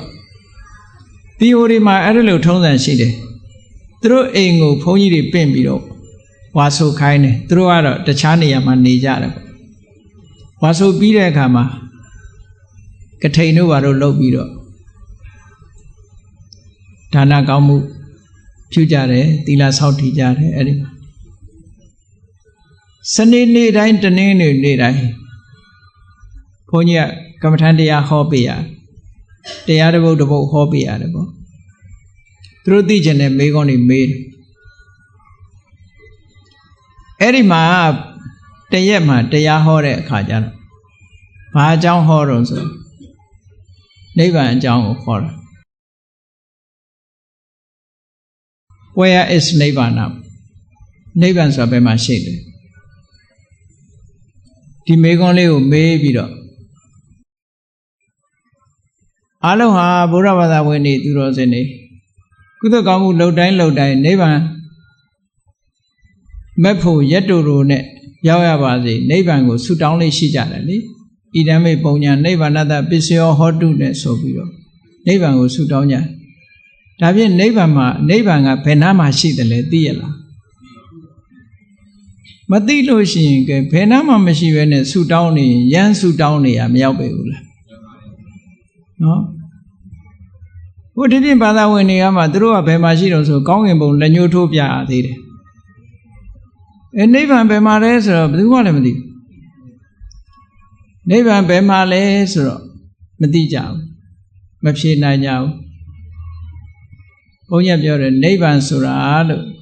ခန္ဓာကိုယ်ထဲမှာပဲရှိတယ်လို့တခြားကိုလက်ညှိုးမထိုးနဲ့ဒါကအကိုးကားမရှိပဲပြောတာမဟုတ်ဘူးမြတ်စွာဘုရားကဟောဒီရောဟိတတတုတ်မှာဗျမမတ္တိဣမတ္တမေယေဝကလေဝရေဣမတ္တမေယေဝကလေဝရေဆိုတာမြတ်စွာဘုရားဒီခန္ဓာကိုယ်ကြီးလို့ပြောတာနော်ဒီခန္ဓာကိုယ်ကြီးတတ္တဉာမိတမနကေအမတ်စိတ်တွေအသိစိတ်တွေရှိတယ်ဟောဒီတလံမြသောခန္ဓာကိုယ်ကြီးထဲမှာပဲတဲ့လောကိဉ္စပညာပေးမိလောကကြီးရှိတယ်လို့လည်းငါပြောတယ်လောကဆိုတာဒီနေရာမှာအသုံးလေးပြောင်းထားတာသစ္စာ၄ပါးပဲဒုက္ခပဲဟုတ်ကဲ့လားဒုက္ခလည်းရှိတယ်ဒုက္ခသမုဒယလည်းရှိတယ်ဒုက္ခនិရောဓလည်းရှိတယ်ဒုက္ခនិရောဓဂ ामिनी ပฏิပဒါသစ္စာ၄ပါးလုံးဟာဒီခန္ဓာထဲမှာပဲရှိတယ်လို့မြတ်စွာဘုရားဒီလိုဟောတာဟုတ်အဲ့ဒါကိုလောကဆိုတဲ့အသုံးနဲ့မြတ်စွာဘုရားလောကအရေးကိုဆွေးနွေးနေတာဖြစ်သည့်အတွက်ကြောင့်လောကဆိုတဲ့အသုံးနဲ့မြတ်စွာဘုရားဟောတာအဲ့ဒီတုတ်တန်ကိုထောက်မယ်ဆိုလို့ရှိရင်နိဗ္ဗာန်ဘယ်မှာရှိတုံးဆိုရင်ခန္ဓာထဲမှာရှိတယ်လို့ပြောရမယ်အဲ့လိုပြောတော့ကမ္မထဆရာလက်ထောက်အမျိုးသမီးတယောက်ကနေပြီးတော့ဘုန်းကြီးရဲ့စကားကိုညင်းဆိုတယ်ပေါ့လက်မခံရှင်ဘုရားမဖြစ်နိုင်ဘူးတဲ့ခန္ဓာကိုယ်ထဲမှာနိဗ္ဗာန်ရှိတယ်ဆိုတာမဖြစ်နိုင်ဘူးတဲ့ဘ ဘုန်းကြီးကဒီမှာတုတ်တန်တစ်ခုရှိတယ်လို့မြတ်စွာဘုရားကအခုလိုဟောထားတယ်လို့ခန္ဓာကိုယ်ထဲမှာပဲလောကသမုဒယလောကနိရောဓဂามိနိရှိတယ်လို့ဟောဒီခန္ဓာကိုယ်မှာပဲရှိတယ်လို့မြတ်စွာဘုရားဟောထားတာလို့မြတ်စွာဘုရားဟောတဲ့စကားအရာဆိုရင်နိဗ္ဗာန်ခန္ဓာကိုယ်ထဲမှာရှိတယ်လို့ပဲပြောရမှာပဲလို့သူကဘာနဲ့ထောက်ပြောတော့ဆိုတော့အဘိဓမ္မာမှာတဲ့နိဗ္ဗာန်ကိုဗဟိတလို့ဟောပါတယ်တဲ့ဗဟိတဆိုတာအပြင်မှာရှိတယ်လို့သူကပြောချင်တာပေါ့လေအစ္ဆတဗဟိတအစ္ဆတဓမ္မဗဟိတဓမ္မနဲ့လာတဲ့အခါနိဗ္ဗာန်ဟာဗဟိတတရားဖြစ်တယ်ဒါကြောင့်မို့လို့ခန္ဓာကိုယ်ထဲမှာမရှိနိုင်ဘူးကဲမြတ်စွာဘုရားကသုတ္တံမှာရှိတယ်အစ္ဆတဗဟိတဆိုတာကလို့အကြောင်းတစ်ခုခုနဲ့မြတ်စွာဘုရားကဟောတာဖြစ်တယ်အစ္ဆတဆိုတာခန္ဓာ၅ပါးကိုအစ္ဆတလို့ပြောထားလို့ရှိရင်ခန္ဓာ၅ပါးထဲမှာမပါဝင်တဲ့တရားသည်ဗဟိတအပြင်မှာရှိလို့ဗဟိတလို့ပြောတာမဟုတ်ဘူးခန္ဓာ၅ပါးထဲမှာရှိနေရင်အစ္ဆတခန္ဓာ၅ပါးထဲမှာဖွဲ့စည်းထားရင်အစ္ဆတဆိုပါစို့မင်္ဂလာဈေးကအဖွဲ့အသင်းတွေရှိတယ်မဟုတ်လားအဲ့ဒီအဖွဲ့အစည်းထဲမှာမင်းဘာအဖြစ်ပါလို့ရှိရင်အစ္ဆတပေါ့သို့တော့မင်္ဂလာဈေးထဲမှာအဖွဲ့ထဲမှာပါဘူးဆိုရင်ဗဟိတပေါ့အဖွဲ့ထဲမှာမပါဘူးလို့ပြောလို့မရဘူးလားအတွင်းလူအပြင်လူပြောတာပဲဟုတ်ကဲ့လားအဲ့ဒါလိုပဲနိဗ္ဗာန်ကိုဗဟိတလို့ဟောတာဟာလို့ခန္ဓာ၅ပါးထဲမှာမပါလို့မြတ်စွာဘုရားကဗဟိတလို့ဟောတာပါလို့ဟောဒီသုတ္တံမှာမြတ်စွာဘုရားခန္ဓာထဲမှာရှိတယ်လို့အတိအကျဟောထားတယ်လို့ရှိတယ်လို့ပြောထားတယ်ကဲပို့ပြီးတော့သေချာအောင်ကဲပိဋကသေချာနားထောင်လို့နိဗ္ဗာန်ဟာခန္ဓာကိုယ်ရဲ့ရှိမရှိကဲမြတ်စွာဘုရားသခင်ကိုရောမြတ်အလောင်းတော်ဘွားက6နှစ်ပတ်လုံးတရားရှာပြီးတော့နောက်ဆုံးတရားကျင့်လိုက်တဲ့အခါအမှန်တရားကိုတွေ့တယ်ဟုတ်ကလားဘုရားဂယာဒေသမဟာဗောဓိပင်အောက်မှာသစ္စာ၄ပါးတွေအကုန်လုံးသိလို့မိမိတဏ္ဍာမှာဖြစ်တဲ့ကိလေသာတွေငြိမ်းသွားတယ်ကိလေသာនិရောဓနိဗ္ဗာန်လို့ခေါ်တယ်ကိလေသာငြိမ်းသွားတယ်အဲ့ဒီကိလေသာငြိမ်းတာဟာညောင်ပင်အထဲထဲမှာငြိမ်းတာလားသို့မဟုတ်ကိုယ်ခန္ဓာကိုယ်ထဲမှာငြိမ်းတာလားကိလေသာငြိမ်းတာကကိလေသာကဘယ်မှာဖြစ်တာတုံးလို့မေးလို့ရှိရင်ခန္ဓာထဲမှာဖြစ်တာမဟုတ်လားအဲ့တော့ငြိမ်းတာကအပြင်ထွက်ပြီးငြိမ်းတာလားခန္ဓာထဲမှာပဲငြိမ်းတာလားအဲ့တော့ကိလေသာကိုအစ္ဆတလို့ပြောလို့ရှိရင်ကိလေသာငြိမ်းသွားတာကိုရောအစ္ဆတလို့ပြောလို့မရဘူးလားဟုတ်တယ်မဟုတ်လားမိမိတဏ္ဍာမှာရှိတဲ့ကိလေသာတွေမိမိတဏ္ဍာမှာပဲငြိမ်းသွားတယ်အဲ့ဒီငြိမ်းသွားတာကိုပဲကိလေသာနိဗ္ဗာန်လို့ခေါ်တယ်လို့နိဗ္ဗာန်2မျိုးတည်းမှာဒါကိုပဲနာမည်တစ်မျိုးနဲ့ဆိုရင်သဥပါရိသေသနိဗ္ဗာန်လို့ခေါ်တယ်လို့သဥပါရိသေသဥပါတိဆိုတာကတဏှာဒိဋ္ဌိတွေနဲ့ရှင်တွဲလာတဲ့ကံကအကျိုးပေးထားတဲ့ကံရဲ့အကျိုးဆက်တွေဟာ remain ဖြစ်နေတယ်ကြမ်းနေသေးတယ်ဆိုပါစို့မြတ်စွာဘုရားရဲ့တဏ္ဍာမှာကိလေသာတွေတော့ငြိမ်းသွားပြီသို့တော့ရုပ်ခန္ဓာကြီးနဲ့နာမ်ခန္ဓာတွေမကြံဘူးလားကြမ်းနေတယ်အဲ့ဒါလို့ရုပ်ခန္ဓာနာမ်ခန္ဓာဒီကံကိလေသာတွေရဲ့အကျိုးဆက်မဟုတ်လားကံကိလေသာတွေကထုတ်လုပ်ထားတဲ့ရုပ်ခန္ဓာနဲ့နာမ်ခန္ဓာကကြမ်းနေသေးတယ်အဲ့ဒါကိုမိပြုပြီးတော့ဖြစ်တဲ့ကိလေသာတွေကတော့ငြိမ်းသွားတယ်အဲ့ဒီကိလေသာငြိမ်းတာဟာမြတ်စွာဘုရားရဲ့အပြင်မှာငြိမ်းတာလားမြတ်စွာဘုရားခန္ဓာထဲမှာငြိမ်းတာလားလို့ခန္ဓာထဲမှာငြိမ်းတာအဲ့ဒီငြိမ်းတာကိုသဥပါရိသေသနိဗ္ဗာန်လို့ခေါ်တာပဲအဲ့တော့သဥပါရိသေသနိဗ္ဗာန်ဟာ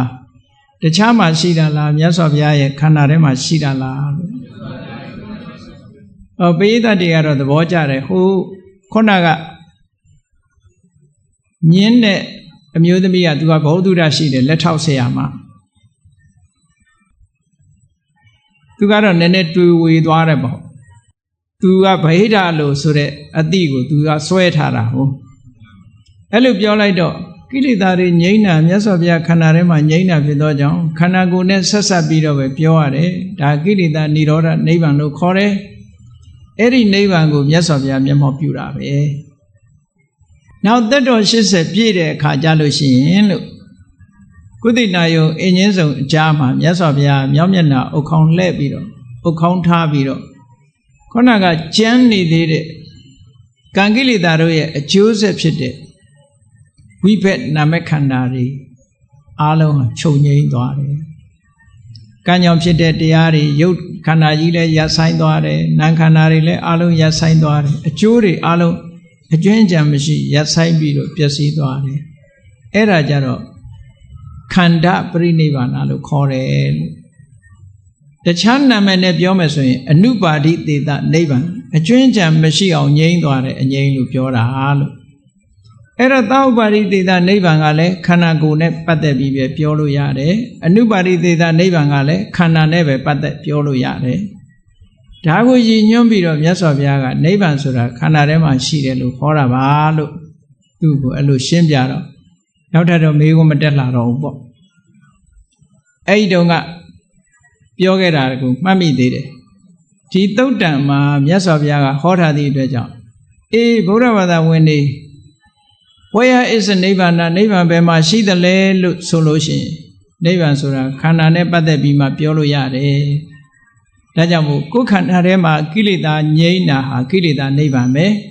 သာဥပါတိသေတာနိဗ္ဗာန်ပဲ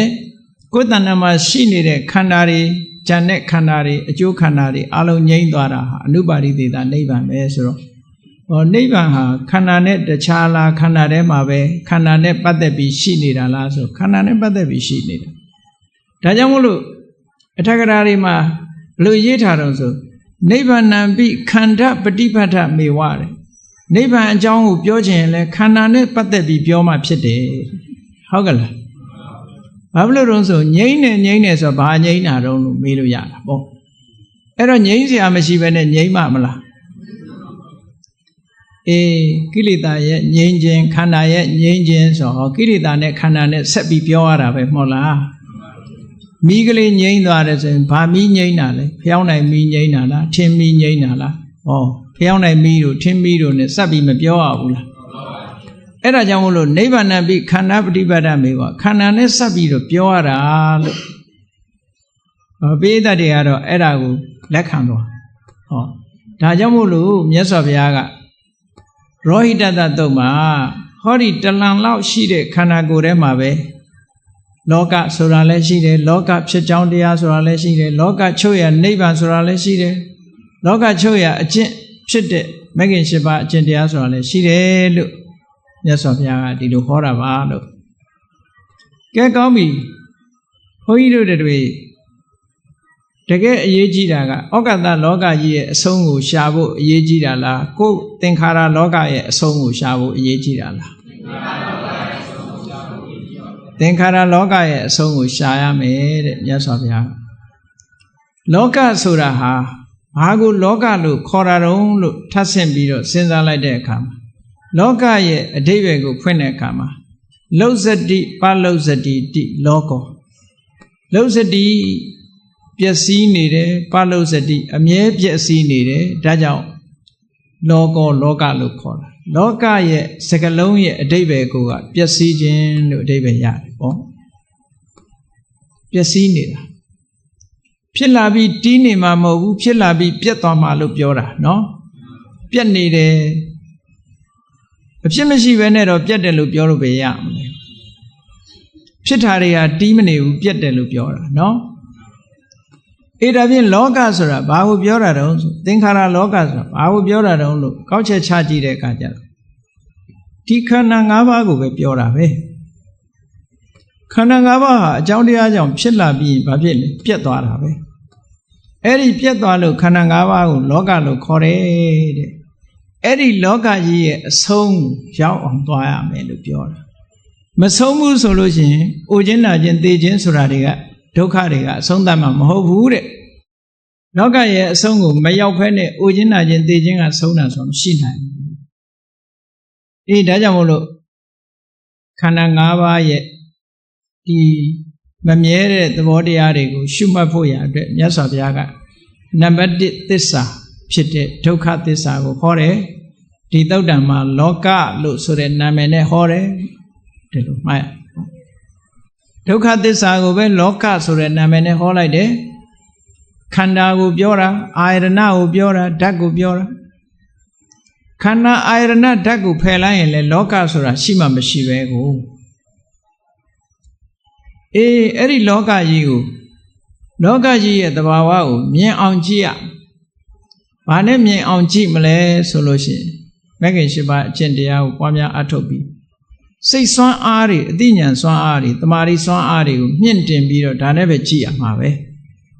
အဲ့ဒီဆွမ်းအားတွေကဘယ်မှာရှိတုံးဆိုရင်ဒီခန္ဓာထဲမှာပဲရှိတာပဲအပြင်ကလာမှာမဟုတ်ဘူးเนาะကိုယ့်ရဲ့အသိဉာဏ်တွေကိုကိုတိုးတက်လာအောင်လုပ်ရမယ်အသိဉာဏ်တိုးတက်လာအောင်လုပ်ဖို့အတွက်မြတ်စွာဘုရားကနံပါတ်1သမ္မာဝါစာသမ္မာကမ္မန္တသမ္မာအာဇီဝဆိုတဲ့ကိုချင်းသီလပေါ်မှာအခြေခံတဲ့ကိုချင်းသီလအခြေခံပြီးတော့ကြိုးပမ်းအထောက်ပါတဲ့သမ္မာဝါယာမကြိုးပမ်းအထောက်တဲ့အခါမှာတတိဆွဲမြဲစွာထားပါသမ္မာတတိစိတ်ဓာတ်ကလေးတည်ငြိမ်အောင်ကြိုးစားပါသမ္မာသမာဓိ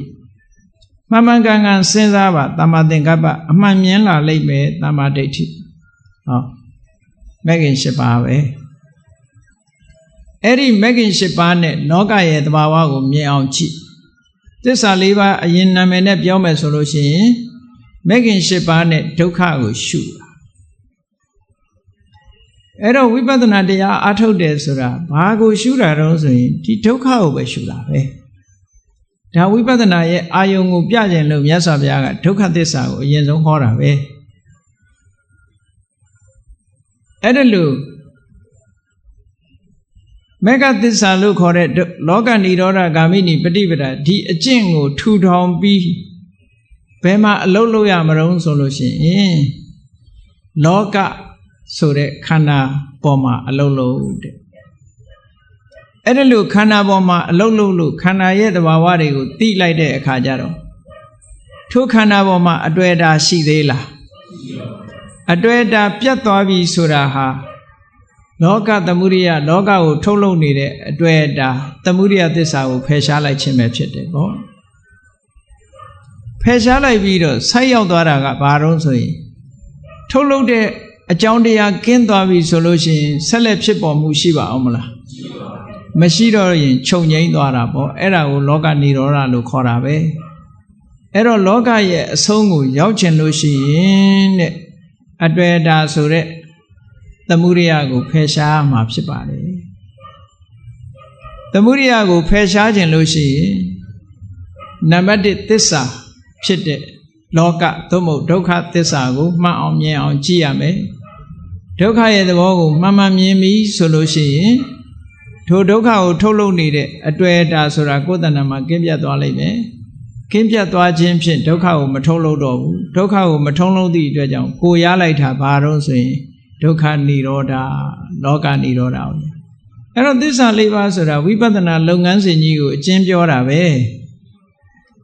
ရှင်သာရိပုတ္တရာဒါလေးနဲ့ပဲသောတာပန်ဖြစ်သွားတာပဲအကြောင်းနဲ့အကျိုးအဲ့ဒီမှာဒုက္ခဆိုတာလက်ရှိဖြစ်ပေါ်နေတဲ့ခန္ဓာတွေသမုဒိယဆိုတာအဲ့ဒီလက်ရှိဖြစ်ပေါ်နေတဲ့ခန္ဓာတွေရဲ့အကြောင်းတရားပဲအဲ့ဒီနှစ်ခုလုံးငြိမ်းသွားတာဒုက္ခနဲ့သမုဒိယနှစ်ခုစလုံးမဖြစ်တော့တာကိုဒုက္ခនិရောဓလို့ခေါ်တာပဲနိဗ္ဗာန်ဆိုတာဥပိ္ပဏံအပ္ပဝတ္တိនិရောဓတဲ့ဥပိ္ပဏံဒုက္ခသစ္စာသမုဒိယသစ္စာဒုက္ခနဲ့သမုဒိယနှစ်မျိုးတို့၏အပ္ပဝတ္တိအဖြစ်ရဆိုင်သွားခြင်းဟာနိဗ္ဗာန်နိဗ္ဗာန်ပဲဟောအကြောင်းလည်းရဆိုင်သွားတယ်အကျိုးလည်းရဆိုင်သွားတယ်ဘာဖြစ်လို့အကျိုးကအကြောင်းကရဆိုင်တာတော့အကြောင်းကိုပယ်တတ်လိုက်တယ်အကျိုးပယ်တတ်အကြောင်းကိုပယ်တတ်လိုက်သည့်အတွက်ကြောင့်အကျိုးလည်းရဆိုင်သွားတယ်ကြည့်လေတပည့်ဆက်ကြမှာလည်းရှင်းရှင်းလေးပဲမြတ်စွာဘုရားဟောထားတာပယ်တဲ့အခါမှာအကြောင်းကိုပဲပယ်ရတာဒုက္ခကိုပယ်ရတာမဟုတ်ဘူးမြတ်စွာဘုရားကသုံးလိုက်တဲ့စကားလုံးကိုကြည့်ဓမ္မစကြာမှာနိဗ္ဗာန်ကိုဘယ်လိုသုံးလို့ဒုက္ခនិရောဓလို့သုံးထားတယ်နော်ဒုက္ခရဲ့ချုပ်ငြိမ်းရလို့သုံးတယ်အဲ့ဒီဒုက္ခនិရောဓဆိုတာဘာလဲလို့ပြောတဲ့အခါကျတော့ယောတတ္တယေဝတဏှာယအတိတဝိရာဂនិရောဓစာကောပฏิနိဒေကောမုတ်တိအနာလေယောဆိုပြီးတဏှာအကြောင်းသွားပြောတယ်ဘာဖြစ်လို့တုံးဆိုလို့ရှိရင်တဏှာဆိုတဲ့အကြောင်းတရားမရပ်ဖဲနဲ့ဒုက္ခမချုပ်ဘူးလေတ ဒါကြောင့်မို့လို့အကြောင်းကိုပယ်ရမယ်ဆိုတာ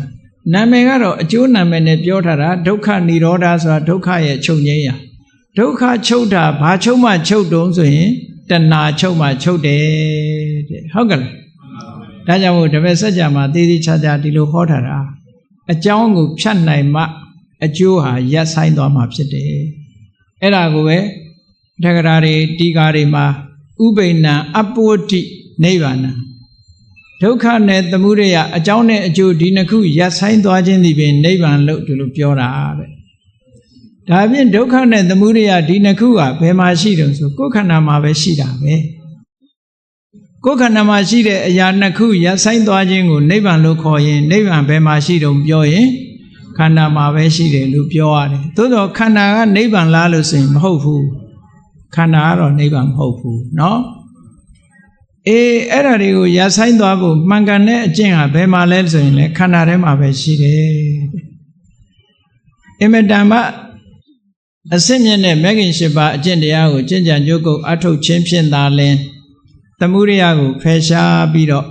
ဒုက္ခရဲ့အကြောင်းကိုအဆုံးသတ်ချုပ်ငြိမ်းစေလို့ရှိရင်နိဗ္ဗာန်ဆိုတာတွေ့ကြမှာဖြစ်တယ်လောကရဲ့အဆုံးကိုသွားကြမယ်ဆိုလို့ရှိရင်ဘာလုပ်ရမလဲမဂ္ဂင်၈ပါးကိုထူထောင်ရမယ်ထူထောင်ပြီးတဲ့အခါလောကကြီးကိုတိဆောက်နေတဲ့တဏှာကိုဖယ်ရှားပြရမယ်အဲ့ဒီလိုဖယ်ရှားလိုက်ရင်တဏှာကုန်သွားတာနဲ့တပြိုင်နက်လောကကြီးရဲ့အဆုံးကိုရောက်ပြီလို့သာမှတ်ပေတော့ဟုတ်ကဲ့လားလောကကြီးရဲ့အဆုံးသို့ရောက်ရှိခြင်းဆိုတာလောကအဆုံးသို့ရောက်ရှိခြင်းဆိုတာတဏှာကုန်သွားလို့ခန္ဓာဆိုတဲ့လောကကြီးရဲ့သင်္ခါရလောကကြီးရဲ့အဆုံးကိုရောက်သွားတာအဲ့ဒီအဆုံးရောက်သွားမှအိုခြင်းနာခြင်းစတဲ့ဆင်းရဲဒုက္ခတွေအကုန်ငြိမ်းသွားမှဖြစ်တယ်မြတ်စွာဘုရားကရောဟိတသဆိုတဲ့နတ်သားကိုဒီဒေသနာတော်ကိုဟောကြားတော်မူခဲ့တာဖြစ်ပါတယ်ဒါကြောင့်မို့တရားချစ်ခင်သူတော်စင်ပရိသတ်တို့ဟာလောကကြီးကိုအဆုံးလောကကြီးရဲ့အဆုံးကိုရှာကြရမှာဖြစ်ပါတယ်လောကကြီးအဆုံးကိုတော့ပဂရိအနေထားနဲ့သွားရောက်လို့တော့တွေးမှာမဟုတ်ဘူးဘာနဲ့သွားရမလို့ဆိုရင်မဂ္ဂင်၈ပါးဆိုတာနဲ့ပဲသွားရမယ်လောကကြီးရဲ့အဆုံးဟာဘယ်မှာရှိတယ်လဲဆိုရင်ကိုယ်ခန္ဓာကိုယ်ထဲမှာပဲရှိတယ်တလန်လောက်အတိုင်းတာရှိတဲ့ခန္ဓာကိုယ်ထဲမှာပဲလောကရဲ့အဆုံးကိုအဲ့ဒီလောကကြီးရဲ့အဆုံးကိုမမြင်သေးသမျှဘုန်းကြီးတို့တွေဒုက္ခကိုဆုံးသတ်နိုင်မှာမဟုတ်ဘူးလို့ကိုစီသဘောကျပြီးတော့ဘုရားမြတ်စွာဟောကြားတော်မူခဲ့တဲ့တရားအတိုင်းသစ္စာ၄ပါးသိရှိအောင်ကြိုးစားအားထုတ်နိုင်ကြပါစေကုန်သတည်း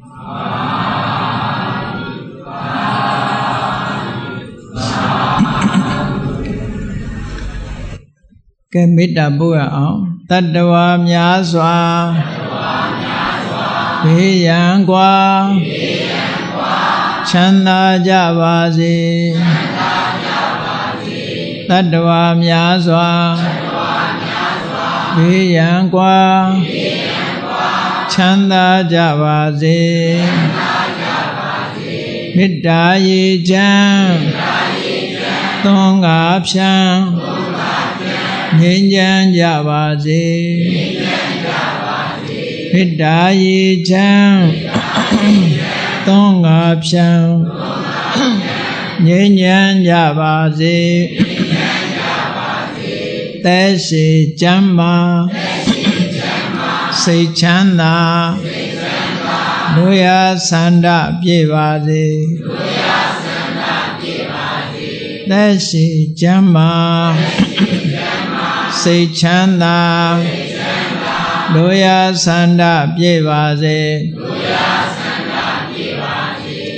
ဖုံလန္တာဒုက္ခပင်ကစားမေတ္တာပုံနေတုသင်္ကမာမနောတရာတိတဗေတံပဝါယံတုဒုက္ခန္တကာ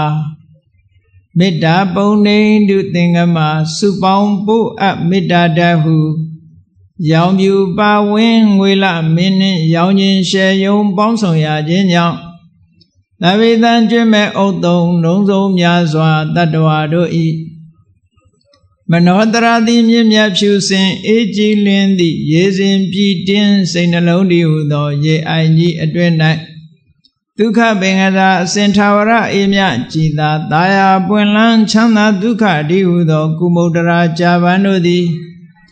ဖ ဖုံလန္တဝန္တာရှင်မြူဝမုံလူလျက်ကြည်နူးဝဲကြုံဖူးပွင့်ညကုန်သည်ဖြစ်၍